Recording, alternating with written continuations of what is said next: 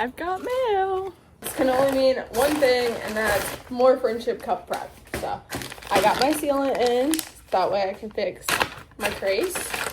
So we're gonna get this sealed up today. Basically what I have to do is I'm gonna take this little hook thing and peel off the old sealant, and then I'm gonna take a wire wheel, clean it all up, make sure it's all good and fresh. I'll put a coat on, let it dry overnight, and then I'll do another coat. This one's actually not leaking, the pair to it is leaking, but since I'm doing one already, I might as well do the other because the seal only lasts like 2 years with how frequent we're changing tires. So that way I don't have to worry about this one leaking in the next few times I get the tires changed. This is the brand I use, the exact type, the 732 multi-purpose sealant. I've tried this before, the metal silicone. This sucks. You can pick this up at Lowe's, so that's the only reason why I've used it before, and it does not hold well at all. This can actually withstand the PSI for the wheel. Let's start picking this off.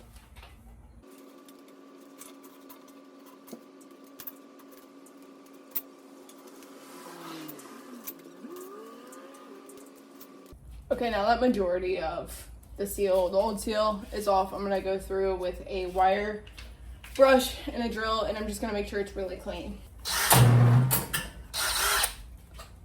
Okay, I think my drill's dead, so I'm gonna charge it real quick and then I will be back. While the drill charges, I'm gonna do the other wheel and get it prepped. That way I can just drill both of them at the same time. You don't need a tire changer to do this. You can literally set it up on a tire like this and just rotate it as you do it. I have it, so it's gonna be easier for me to do it that way. Drill is charged enough.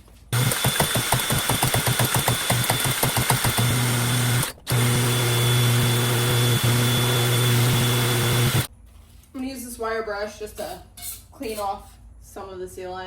So it looks like I still have a little ways to go, so I'll just keep drilling it until it's clean enough. All right, seal's looking pretty clean. There's still a little bit of residual down in there, but I can't get anything deep enough, so looks pretty good to me. Okay, got my cop gun, got it snipped. I'm gonna lay a very thin bead at first, and then I'll lay a fatter bead when that first layer has dried.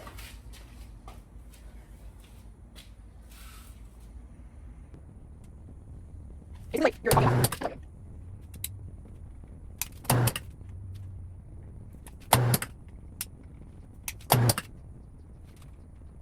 first layer, you really just want to get in like as deep into the crack as you can. So I'm gonna take my finger and smooth it out.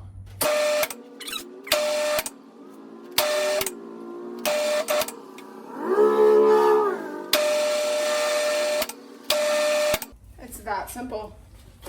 You really want to make sure there's no like air pockets or anything too. So when you're pressing down to smooth it out, you really want to put some pressure up against it. But not too much pressure. This is what the first bead is looking like. It's very thin, like I said. And then you just want to clean up the excess as much as you can, so that when we go into the second layer, it's not lumpy. So I'll let these cure for 24 hours, and then I'll come back tomorrow and I'll lay the second bead. I'm gonna get the second wheel finished up, and maybe we'll start on this, or we'll do some work on the 240 that still needs done.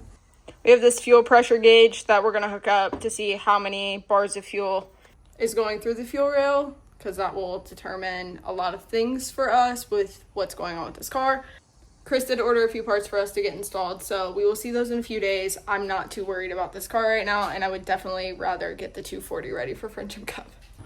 So this right here bothers me really bad. And if you remember a couple weeks ago when I did my power steering and oil cooler brackets, I said that the bottom pieces were broken. I need to fix that, so I'm gonna do that today. Okay, I gotta get the bumper off first.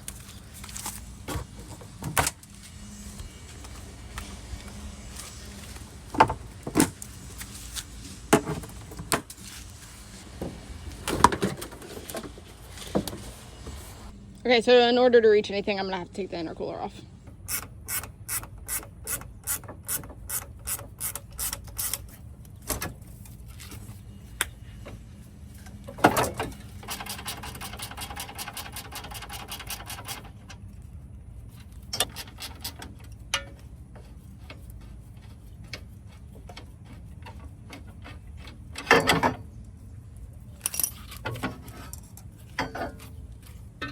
Okay, so here's my thought process. I jacked it up to the desired length where I want this. So I want it to sit just under the hood. And then down here, since there's already a hole, I'll just go ahead and drill straight through this.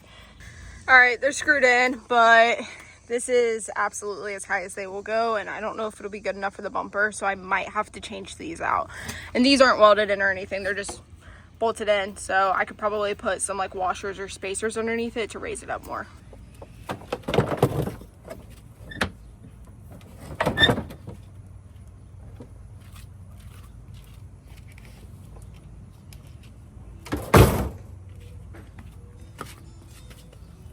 Alright, so it's a lot better.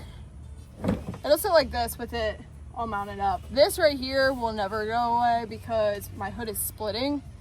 So I would have to have something right in the middle to kind of push it up.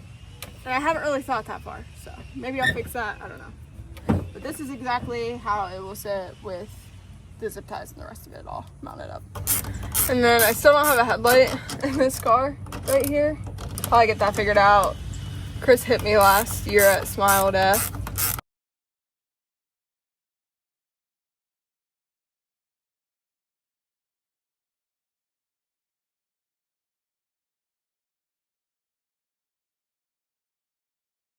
Pushed this entire front end this way, which is why this doesn't really line up anymore. I also broke my headlight. So while I messed with those wheels and my car, Coy did get the fuel pressure gauge on, so just gotta wait for the spark plugs to come in and then we will measure how much fuel is going through that rail.